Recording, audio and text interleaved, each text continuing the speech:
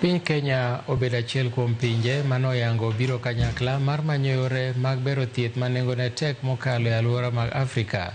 Ka gitimo romo ma kamano Nairobi mane menyo thieth makare nengo moyweyo, jokanyo koro dwaro ni oganda mondo owuog oko mar yudo pim momondo eka giyangi kit tuoche manyalo muomogi kendo yudo thieth motelo. Chenro ma kamano biro bero sekta mar thieth pachoka kod pinje mamoko, kendo pek mar thieth bende oyangi ni dhi bedo kod fuong'ruok. Government needs to continue partnering strongly and closely with the private sector so that we can have health for all and also universal health coverage in this country.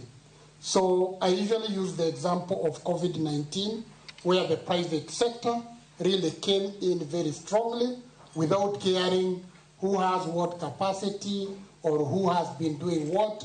And we saw a lot of good work. Topics or some of the themes that we discussed are around UHC, primary healthcare, innovation, etc. Of course, WHS is also very strong in convening private sector, who are some of the partners that AMREF also works with. For us to achieve and attain universal health coverage, there are a number of things that are very pertinent.